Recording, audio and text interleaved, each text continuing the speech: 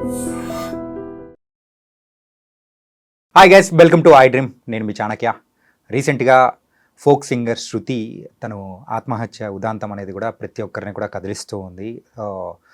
ఆవిడ ఒక స్టోరీ అనేది కూడా ఒకసారి గమనించుకుంటే, ఎవరైతే ఇన్స్టాగ్రామ్లో పరిచయమైన వ్యక్తిని మ్యారేజ్ చేసుకున్న తర్వాత ఒక 20 డేస్కే ఆవిడ ఆత్మహత్య చేసుకున్న ఉదాంతం కూడా మనం చూస్తూ ఉన్నాము.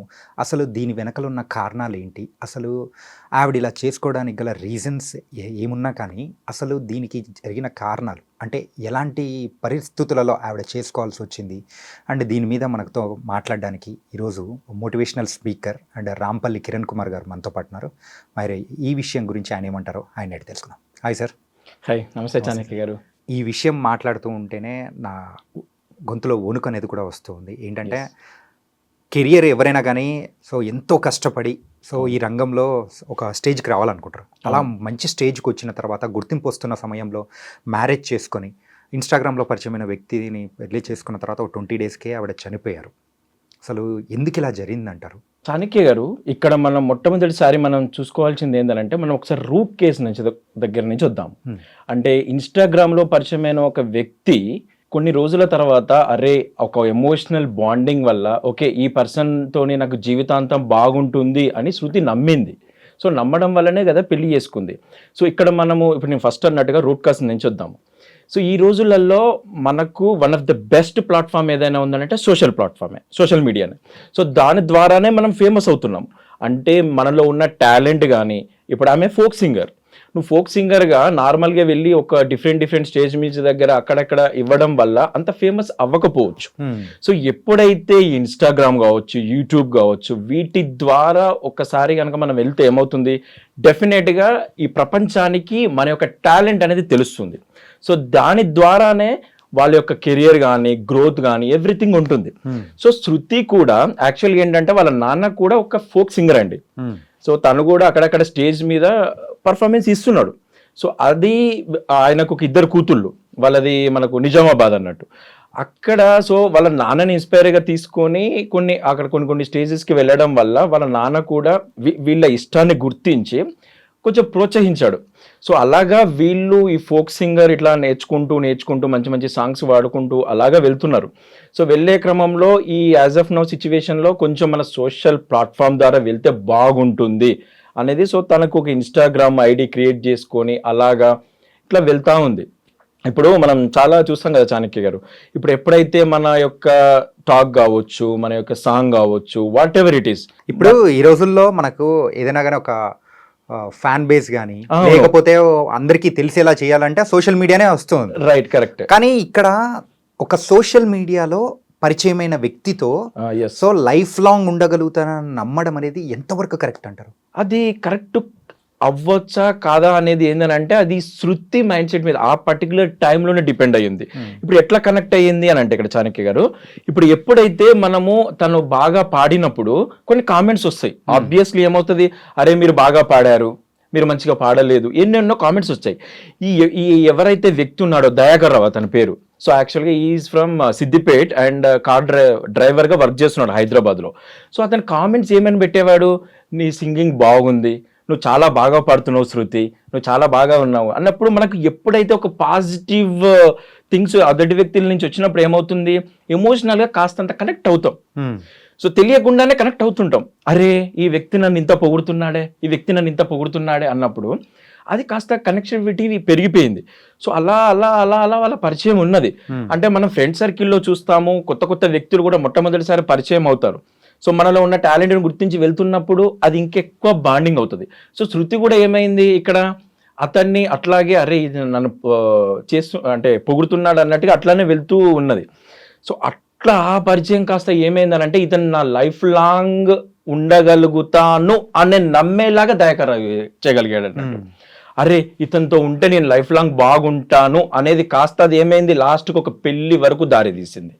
సో తర్వాత సంఘటనలు ఏం జరిగాయి ఏంటి అనేది ఒకవేళ ఇప్పటి వరకు కొన్ని పోలీసుల కథనాలు కావచ్చు, కొన్ని మీడియా రంగం వాళ్ళే కావచ్చు, సో దాని మీద మనం కామెంట్ ఏం చేయలేం. కానీ ఈ సూసైడ్ ఎందుకు చేసుకుంది, యాక్చువల్గా ఆత్మహత్య అనేది ఎందుకు ప్రేరేపించాడు అనేది మనం తెలుసుకుంటే, బీయింగ్ ఏ మోటివేషన్ స్పీకర్గా నేను చెప్పేది ఏంటంటే, first as before marriage, before things ఎక్కడ ఉంటది, శృతి ఒక దగ్గర ఉంది, దయాకర్ రావు ఒక దగ్గర ఉన్నారు, చాణక్య గారు. సో ఎప్పుడైతే ఒక పర్సన్స్ కొంచెం డిఫరెంట్ ప్లేస్లలో ఉన్నప్పుడు ఆ పర్సన్ ఏం చేస్తున్నారు అనేది మనకు తెలియదు, ఈ పర్సన్స్ ఏందనేది మనకు తెలియదు. అదేదో ఒక ఓవర్ ఎక్స్పెక్టేషన్స్ ఏమేమో డిఫరెంట్ థింగ్స్ ఉంటాయి. సో అక్కడ వీళ్ళకు తోచిన విధంగా వీళ్ళు ఆలోచిస్తుంటారు, వాళ్ళకు తోచిన విధంగా వాళ్ళు ఆలోచిస్తుంటారు. అరే ఈ పర్సన్తో మంచిగా ఉండొచ్చు, బాగానే ఉంటుంది అని అనుకుంటారు. సో వన్స్ మ్యారేజ్ అయిపోయిన తర్వాత ఏమవుతుంది, రియాలిటీ ఈస్ డిఫరెంట్ ఉంటుంది. అప్పటి నుంచి నీకు రియల్ లైఫ్ అనేది చేంజ్ అవుతుంది. ఎప్పుడైతే సోషల్ మీడియా వరకు ఏందని అంటే అది ఒక ఊహాజనిత లోకం. చాణక్య గారు, మనకు తెలియదు అంటిల్ వి మీట్. అంటే ఒక పర్సన్ టు పర్సన్ మీట్ అయ్యేంత వరకు వాళ్ళ క్యారెక్టర్ ఏంటో తెలియదు, వాళ్ళ సిచ్యువేషన్స్ ఏంటో తెలియదు, వాళ్ళ మైండ్ సెట్ ఏంటో తెలియదు, వాళ్ళ అలవాట్లు ఏంటో తెలియదు. ఇవన్నీ డిఫరెంట్ ఆస్పెక్ట్స్ ఉంటాయి. ఇప్పుడు పెళ్లి అనేది కూడా ఏంటంటే లైఫ్ లాంగ్ తీసుకునే ఒక కమిట్మెంట్, రైట్? మరి అట్లాంటి కమిట్మెంట్ కి పరిచయమైన వ్యక్తి గురించి ఏమీ తెలుసుకోకుండానే, అవును, సో అంటే ఆ రిలేషన్షిప్ లోకి అడుగు పెట్టిందని అనుకోవచ్చా? అలాంటిది కూడా జరిగి ఉంటుంది చాణక్య గారు. ఎందుకనంటే అతనిలో ఉన్న ఏవైతే ప్లస్ పాయింట్స్ ఉన్నాయో, అతనిలో ఏవైతే మంచి ఉన్నాయో అవే ప్రొవోకింగ్ చేస్తూ ఉంటారు. అరే నాలో ఈ మంచి క్వాలిటీ ఉంది, అరే నేను బాగా చూసుకుంటాను శృతి, అరే నీకు ఒక్కసారి నువ్వు మ్యారేజ్ చేసుకున్నావనంటే నీకు ఈ లైఫ్ ఇస్తాను శృతి, సో నీ పాటలంటే నాకు చాలా ఇష్టం శృతి, నువ్వు నీ లెక్క ఎవరు బాగా వాడలేరు శృతి అని ఇలాంటివన్నీ ఎన్నో చెప్పి ఉంటాడు అతను. సో దానికి అతను అసలు నా లైఫ్ లాంగ్ బాగాలే ఉంటుంది, ఇవి ఉంటాయే అనే ఎక్స్పెక్టేషన్ తను పెట్టుకున్నది. బట్ వన్స్ మ్యారేజ్ అయిపోయినాక రియాలిటీ అనేది డిఫరెంట్ అయిపోయింది. సో మీరు ఫస్ట్లో అన్నట్టుగా 20 daysలో చనిపోయింది. అంటే ఈవెన్ కాల పారాని కూడా ఆరక ముందుకే తను ఆత్మహత్య చేసుకుంది. వాళ్ళ తల్లిదండ్రులకు ఎంత శోకం. అసలు ఒక అమ్మాయిని ఒక దగ్గరికి ఇచ్చి మంచిగా లైఫ్ లాంగ్ బాగుండాలి అని వాళ్ళ నాన్న అనుకుంటాడు, వాళ్ళ తల్లి వాళ్ళ మదర్ అనుకుంటది, ప్రతి ఒక్కరు అనుకుంటారు. డిఫరెంట్గా. సో మ్యారేజ్ లైఫ్ బాగుండాలనే మనం కోరుకుంటాము. చిన్న సమస్యలు అనేది వస్తుంది, దట్స్ కామన్. బట్ 20 daysలో ఆయన క్యారెక్టర్ తెలిసి ఉండొచ్చు, 20 daysలో రియాలిటీ అర్థమై ఉండొచ్చు, 20 daysలో ఇంకా కొత్తగా ఇంకా నీకు ఇప్పటి వరకు నువ్వు అంటే ఏదో నేను గొప్ప అనుకున్నానే, అసలు ఏం లేదనే గొడవ కూడా జరిగి ఉండవచ్చు, ఏమైనా జరిగి ఉండవచ్చు. అప్పటి వరకు ఏమవుతుంది చాణక్య గారు, ఇక్కడ నీకు ఒక ఇయర్స్ వరకే నువ్వంటే గొప్పగా నేను చూసి, నువ్వంటే నీ పాటలంటే నేను ఇష్టపడి, సో వన్స్ విత్ ఇన్ నీకు వీక్లోనే మ్యారేజ్ అయిన కొత్తలోనే కావచ్చు, అప్పుడు జరిగే సంఘటనలు, నువ్వేదో అనుకున్నాను శృతి, ఏం వాడతావు నువ్వు, నీ ముఖం వాడతావు, ఇవన్నీ అవసరం లేదు, అవి అవసరం లేదు, ఇవేం చేస్తావు, అవేం చేస్తావు, నేను ఏదో నార్మల్గా చేసుకున్న పెళ్ళి, నా పరిస్థితి ఇట్లా ఉంది, నువ్వు కట్నం తీసుకురా, ఏవైనా జరుగుండొచ్చు అక్కడ. సో ఇన్ని సంఘటనల మధ్యలో తను నలిగిపోతుంది. కానీ అప్పటి వరకు తను నిర్మించుకున్న కెరియర్ ఉంటుంది, అప్పటి వరకు తను ఎంతో గొప్పగా బతికుంటుంది. Within fraction of seconds అప్పుడు ఆమె ఎమోషన్స్కి తగ్గట్టు నా భర్త లేడే, నేను అనుకున్న సిచ్యువేషన్స్లో నేను బిఫోర్ మ్యారేజ్కి అనుకున్న విధంగా ఈయన లేడే అనే రియాలిటీ ఎప్పుడైతే ఆమె అనుకున్నదో, నా లైఫ్ని ఎండ్ చేసుకుంటే బెటర్ అనేది వెళ్ళిపోయింది ఆమె. మెయిన్గా ఈ రోజుల్లో అయితే ఈవెన్ అమ్మాయిలైనా అబ్బాయిలైనా కానీ, అవును, సో సోషల్ మీడియాని ఇంకా ఒకటి ఉపయోగించుకొని మోసపోవడం అనేది జరుగుతూ ఉంది. అండ్ కొన్ని అంటే డబ్బుల ద్వారా కావచ్చు, ఎమోషనల్గా కావచ్చు, అన్ని రకాలుగా. అవును. సో దానివల్ల బాగుపడిన వాళ్ళు ఉన్నారు, కరెక్ట్. అండ్ కాకపోతే ఇలా మోసపోయి ప్రాణాలకు పోగొట్టుకున్న వాళ్ళు కూడా ఉన్నారు. Correct sir. మెయిన్గా ఇప్పుడైతే మీరు యాజ్ అ మోటివేషనల్ స్పీకర్గా ఒక విషయం చెప్పండి.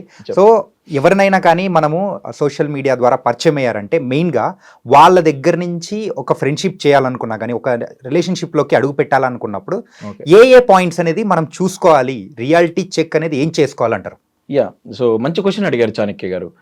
ఎందుకనంటే అది ఫ్రెండ్షిపే కావచ్చు, లైఫ్ పార్ట్నర్గా కావచ్చు, దేని విధంగా అయినా ఒక ఎదుటి వ్యక్తిని మనం యాక్సెప్ట్ చేసేటప్పుడు వాళ్ళ క్యారెక్టర్ ఏంటనేది ఆ పర్టికులర్ టైంలో మనకు అర్థం కాదు. సో ఎప్పుడైతే నేను ఈ పర్సన్తో నేను ఫ్రెండ్షిప్ చేయాలి అనుకున్నప్పుడు అసలు అతను బ్యాక్గ్రౌండ్ ఏంటి, ఓన్లీ జస్ట్ ఇన్స్టాగ్రామ్లో లేకపోతే ఫేస్బుక్లో కొన్నిట్లలో చూసినంత మాత్రాన మనకు అర్థం కాదు. సో అతని యొక్క కామన్ ఫ్రెండ్స్ ఏమైనా మీకు తెలిసిన వాళ్ళు ఉన్నారా, అతనికి సంబంధించిన వాళ్ళు ఎవరైనా ఉన్నారా, నిజంగానే నువ్వు వాకప్ చేసే అంత స్టామినా నీ దగ్గర ఉందా, నిజంగానే నేను ఈ పర్సన్తో నీ ఫ్రెండ్షిప్ చేయగలుగుతున్నాను అనుకున్నప్పుడు నువ్వు ఫస్ట్ ఆఫ్ ఆల్ నేను ఏంటంటే అతని యొక్క క్యారెక్టర్ ఎలాంటిది, అతని యొక్క బ్యాక్గ్రౌండ్ ఏంటి, సో ఆ పర్సన్ ఎలాంటి వాళ్ళు, ఈవెన్ అమ్మాయి కావచ్చు అబ్బాయి కావచ్చు, ఆ సిచ్యువేషన్స్ ఎలా ఉన్నాయి. ఒకవేళ నువ్వు ఇన్స్టాగ్రామ్ ద్వారానే తెలుసుకోవాలనుకుంటే బిఫోర్ ఎలాంటి టైప్ ఆఫ్ వీడియోస్ వాళ్ళు చేస్తున్నారు, ఎలాంటి టైప్ ఆఫ్ కంటెంట్ వాళ్ళ దగ్గర ఉంది, కొన్ని థింగ్స్ వల్ల కూడా కొన్ని మనం గెస్ చేయగలగవచ్చు. సో దాని ద్వారానే నువ్వు చేయగలగాలి, అంతేగాని బ్లైండ్గా చేయకూడదు. ఇప్పుడు మ్యాట్రిమోనీ ఉందండి, మ్యాట్రిమోని కూడా అంత సింపుల్ గా నమ్మడానికి లేదు. ఎంతో మంది మనకు ఎగ్జాంపుల్స్ ఇస్తున్నారు. అడ్వర్టైజ్మెంట్, ఈ మ్యాట్రిమోని మీకు ఎక్కడ పిల్ల దొరకట్లేదా, ఎక్కడ మీకు అబ్బాయి దొరకట్లేదా, మా మ్యాట్రిమోనికి రండి, ఇమీడియట్లీ మీరు కలుసుకోండి. ఇక్కడ మ్యాట్రిమోనీలో కూడా మోసాలు జరుగుతున్నాయి, చాలా ఎక్కువ జరుగుతున్నాయి. కంపేర్ టు సోషల్ మీడియాతో కంపేర్ చేసుకుంటే మ్యాట్రిమోనీలో జరిగే ఆ మోసాలు ఇంకా ఎక్కువగా ఉన్నాయి. దానివల్ల ఇబ్బంది పడిన వాళ్ళు కూడా ఎక్కువ మంది ఉంటున్నారు. అవును చాణక్య గారు, నిజం, వాస్తవం అది. అరే వాళ్ళ సైట్స్ బాగానే ఉండవచ్చు, కానీ ఇచ్చే డీటెయిల్స్ వాళ్ళకు కూడా క్లారిటీ ఉండదు, ఫేక్ అయి ఉండొచ్చు. నేను ఇంత డబ్బు సంపాదిస్తున్నా, నాకు ఇంత బ్యాంక్ బ్యాలెన్స్ ఉంది, మా ఫ్యామిలీలో ఇంత మంచిగా ఉన్నాము, నా character is also very good, so నేను ఇంత ఫీట్ ఉన్నాను, నాకు ఎలాంటి థింగ్స్ అంటే మ్యాట్రిమోనీ ఈజ్ డెఫినెట్లీ ప్రతిదీ తీసుకుంటారు. వాళ్ళ హైటు, వెయిట్, హెల్త్ ఇష్యూస్, వాళ్ళ ఫైనాన్షియల్ థింగ్స్, వాళ్ళ ఫ్యామిలీ బ్యాక్గ్రౌండ్, ఎవ్రీథింగ్ తీసుకుంటారు. కొన్ని ఫాల్స్ కూడా ఉంటాయి, మనకు అర్థం కాదు ఆ టైంకి. అరే మ్యాట్రిమోనీ అనగానే మనకు అడ్వర్టైజ్మెంట్స్ అవన్నీ వచ్చాయి, అరే నిజంగానే మాకు ఎక్కడ పెళ్ళి అవ్వట్లేదు, ఎక్కడ సెట్ అవ్వట్లేదు అనేది వెళ్ళిపోతుంటారు. So nothing else. సో కొన్ని రోజులైనా వాళ్ళతో ట్రావెల్ చేయగలిగితేనే కరెక్ట్ ఫ్రెండ్షిప్. కొన్ని రోజులు నువ్వు పర్ఫెక్ట్గా నువ్వు ట్రావెల్ చేసి ఓకే వీళ్ళు మనకు సెట్ అవ్వగలుగుతారు అనుకుంటేనే నువ్వు లైఫ్ పార్ట్నర్ దాకా వెళ్ళాలి. ఆర్ఎల్స్ ఈ సోషల్ మీడియా పరిచయాల ద్వారా లేదు ఇక నేను వెళ్ళిపోతాను అనుకుంటే చాలా చాలా చాలా లాస్ అయ్యే ప్రమాదాలు చాలా ఎక్కువగానే ఉన్నాయి, కానీ తక్కువనైతే లేవు. Thank you so much Kiran గారు. ఏంటంటే శృతి ఒక ఆత్మహత్య అనేది కూడా చాలా మందికి కూడా ఒక వేకప్ కాల్ లాంటిదని కూడా మనం అనుకోవాలి. ఎందుకంటే సో ఆవిడ లాంటి సిచ్యువేషన్ ఇంకొకరికి రాకూడదు సోషల్ మీడియా ద్వారా కానీ. సో వేరే పరిస్థితులు, ఆవిడ ఫేస్ చేసిన పరిస్థితులు వేరే వాళ్ళు మోసపోకూడదు, అలాంటి రాకూడదనే ఉద్దేశంతోనే మిమ్మల్ని కూడా తీసుకొని వచ్చి ఇక్కడ మీ ద్వారా కూడా దీన్ని ప్రజలకు చెప్పే ప్రయత్నం చేశాము. So thank you so much.